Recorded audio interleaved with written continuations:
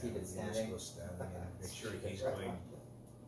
Make sure he's going back. Yes. Yeah, and just I mean, I envisioned that fight lasting no more than 20 seconds. Where do you think that comes from, Enson? Where do you think that? Because you don't even question yourself. Like, you straight up just say, I'm just going to do that. Like, you didn't have to think about it. You already knew what you were going to do.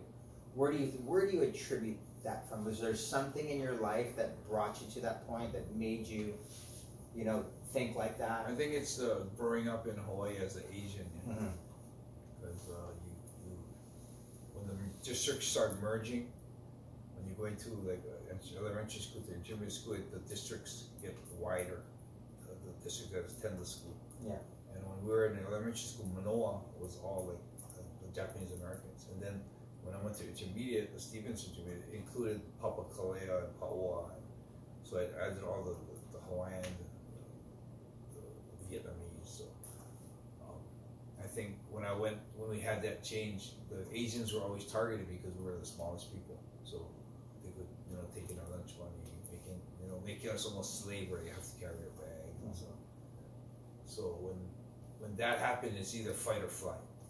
I thought it was at that point where you gotta decide what are you gonna become as a man. You're gonna become a person that avoids controversy and gets bullied, or you're gonna have you'll be someone who fights it head on.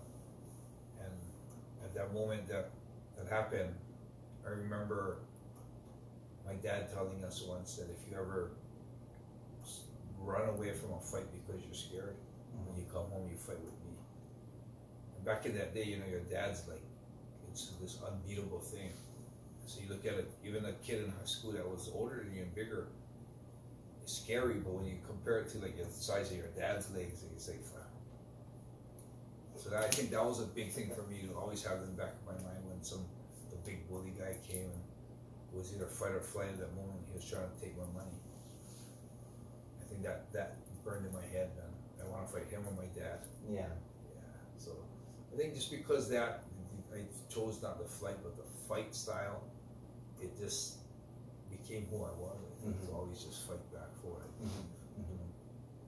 And then you've had great success in other sports. I think having the competitive nature combined with someone wanting to stand their ground, wasn't going to take no bullshit.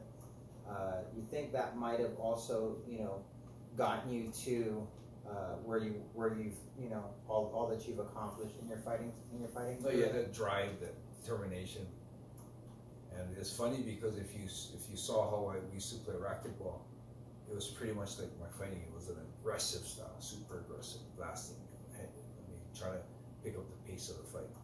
But the racquetball game. So you kind of would treat the racquetball game like a fight. Yeah, it was just almost like the personality, because I fought after I played racquetball, so I didn't even have that in mind. But when I noticed my racquetball style after starting to fight and looking back at my career, it was a raw, aggressive style, and it's almost like a style that I fought with, almost to a point where sometimes it's so aggressive it's almost bad for me, and I would lose fights, or lose games, racquetball games. Yeah. And it happened in fighting too. It's the same thing. Sometimes I get too aggressive. And, yeah, but I noticed you've toned it down considerably. We've talked about this before. Like, maybe you feel like or maybe only now you've come to a realization that maybe you feel like your expectations are just too high for how people act these days, like in terms of honesty and integrity and just being a decent human being. What's caused the downshift in your aggression, and maybe the downshift in your not your sense of morals, but just you don't have the hair triggers that you used to have? What do you attribute that to? I think one would be prison time, two was the pilgrimage, and three was the missions up north. I think all those things combined together gives me a different outlook on life. what I appreciate and don't appreciate. So, I mean, the things like the pilgrimage has helped me with appreciating some simple things in life. Like, if you think about it, if you go into bed at night, most people going to bed is just thinking about, fuck, I gotta get up in 4 hours, shit, and getting into bed. Another person might be just going to bed thinking, oh yeah, I had a hard day today, man, so and so was a bitch, and and they go to sleep. But because of pilgrimage, when I went on the pilgrimage, we had to find a place to I had to find a place to sleep every night, and sometimes when it rains, you have to pack up and move, or you can't 70% of the places that you can sleep disappear when it rains. Yeah. And for me, after doing that in the pilgrimage, and then we did the walk across Japan, every night I get into bed, even now when I get into the hotel room and I lay into bed, there's a sense of happiness for me, because it's something that I learned that I have to appreciate. And when I lie into bed every night, I'm feeling so happy. And it was before I went through all these experiences with the pilgrimage and prison and everything. It was something I took for granted. Mm-hmm. So you got to think about someone who's now, if someone's watching this podcast and thinking, oh shit, that's right, when I go to sleep, I'm not even happy, I'm just thinking about tomorrow, what happened today. And think about that, and think about me every night when I go to sleep, I got this burst of happiness. Yeah. I mean, it makes you a happier person, it makes you a mellow person. Mm-hmm.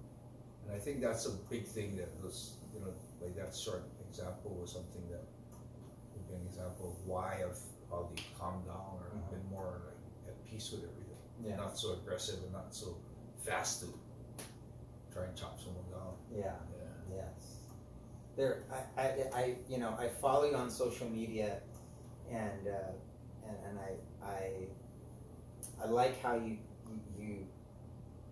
put those examples of how someone's trying to take advantage of someone in a public setting. The Mm-hmm. people cutting in line in China, Mm-hmm. or the guy. If you guys have a chance, check out Enson's Instagram, and you'll see like the story of where like a guy tries to take out his road rage on Enson, but then he finds out it's you, and then it kind of backfires. He changes his. I know that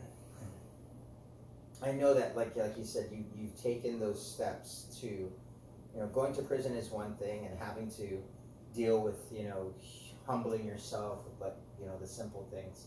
But then you take it another step, and you voluntarily do the pilgrimages to Shikoku. You voluntarily walk across Japan. You voluntarily go north to go to the epicenter of the tsunami and the earthquake. I think I've told you this before. You've gotten to the point where it's like sometimes you feel bad for feeling good that you're helping them, because they've really got nothing, Mm-hmm. and it's not something that you should take, I don't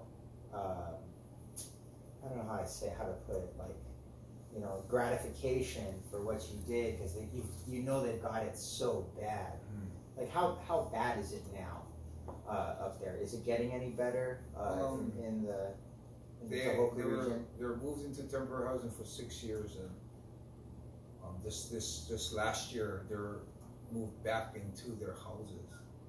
So it's not getting better. Bad in a way, yeah, because now these people are put back into the radiation,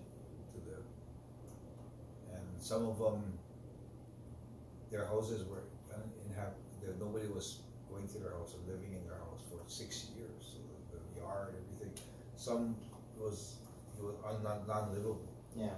Yeah. So these people had to go into some other temporary housing, but now they're back into the radiation. So. Mm-hmm.